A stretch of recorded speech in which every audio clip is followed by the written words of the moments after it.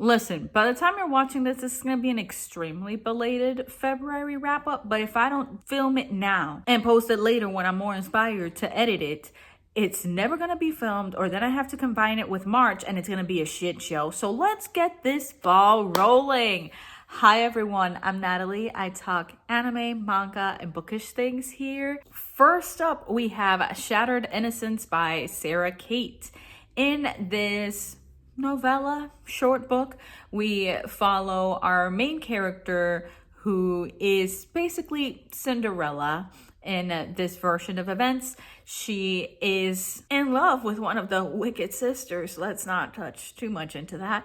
And she and her stepsister try to come up with a plan so that she can run away and escape the bad conditions she's living under at the moment. This is erotica, so there is plenty of spicy scenes in here.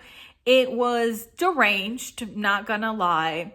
I mostly enjoyed it, but I wasn't super into the age gap and definitely had to close my eyes for the step-sibling stuff because I'm not generally into that. But overall, I gave it 3.5 stars because I still find myself mostly enjoying it. Then I read Royal Heart by Malone, and this one I enjoyed so much better. It's a heist novel. We're following two characters who are trying to break into the vault of this very secretive event to get this piece of jewelry called the Royal Heart, mostly because one of them owes a favor to one of his friends. So he's trying to acquire that before his friend gets into trouble. I rated this 4 stars because I was super into the dynamic between the main characters. I thought it was so good.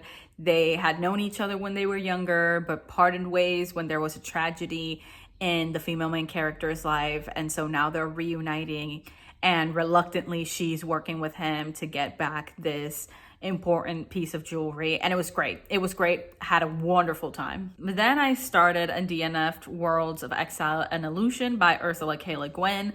Listen, I'm gonna take the fall for this. I'm just gonna say it's me, not her. I could not get into this at all. I didn't rate it because I DNF'd it pretty early on. I was still in the section called Rokanan's World. I was so painfully bored, and the biggest crime a book can commit against me is boring me to tears. Do not bore me. I cannot stand that. I'm like, either you need to inspire a strong emotion, and boredom is the most neutral of emotions that I cannot stand, that will make me DNF you.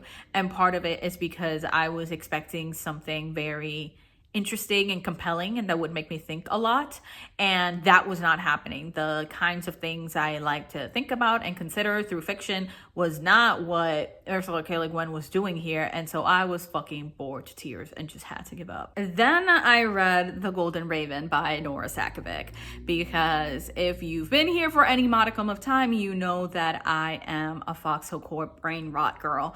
I am obsessed with it. I will go to my grave being a hardcore fan of the series no matter what. So I gave this 4 stars. It's, for me in my mind, more naturally the sequel of The Sunshine Court. So in this, we continue following Jean and Jeremy in their little journey of Jean recovering from all the horrible things that were done to him, and Jeremy being absolutely reluctant to talk about anything ever. Fuck.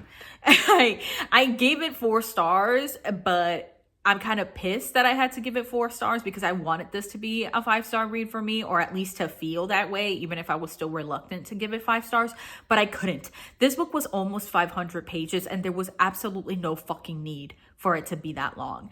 And this is coming from a diehard fan. This is coming from a place of love. This needed to be edited down. This lacked any kind of propulsion to keep the story forward. I could have justified this page count for the foxes.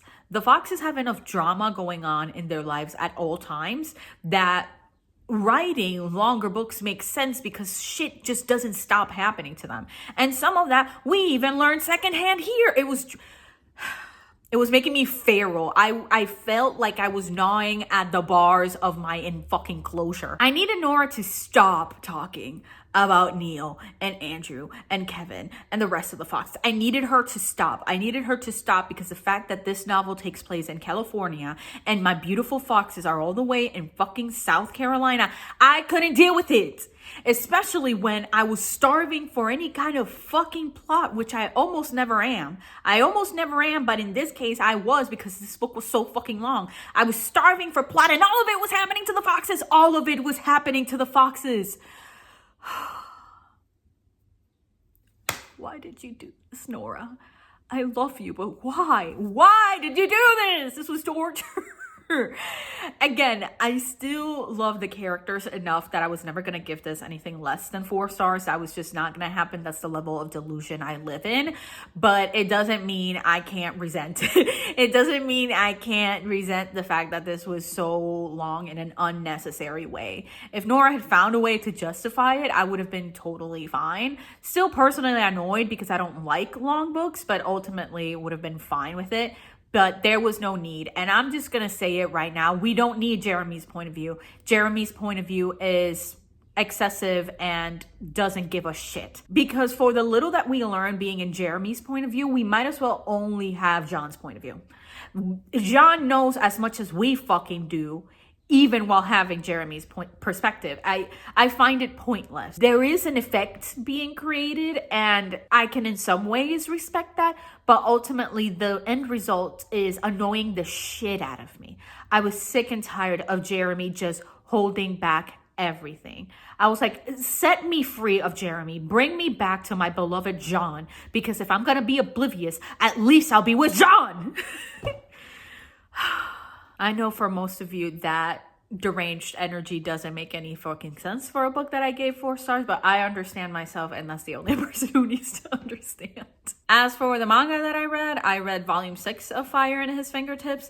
I don't have too much to say about it. I gave it 4 stars. I enjoyed it overall. I feel like we got to see a little bit more of the characters and their lives, their family, all of that. So I was into it, but again, we're 6 volumes deep and there's not much I can tell you without revealing everything. I also read a Spy Family volume 12. This was another excellent volume in this series. I give it 4.5 stars. I'm always into the volumes where we bring back the spy into the narrative, where we have a lot of action and spies going after other spies and learning more intel about the different sides of this conflict that's going on and that's brewing in the shadows.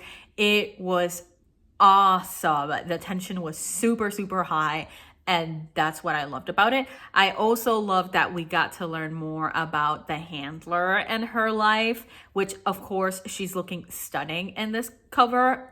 Gorgeous, amazing, incredible. I adore her. We see that the image she portrays of herself most frequently is very different from her private life. And I'm always into that kind of shit. So I loved this volume, and I need to pick up volume 13 in March. So that's it for my February wrap up. Pretty short and sweet, but that's part of why I just wanted to get it out of the way, because if it merges with another month, it's gonna become a monster and I don't want that. So I'll see you next time.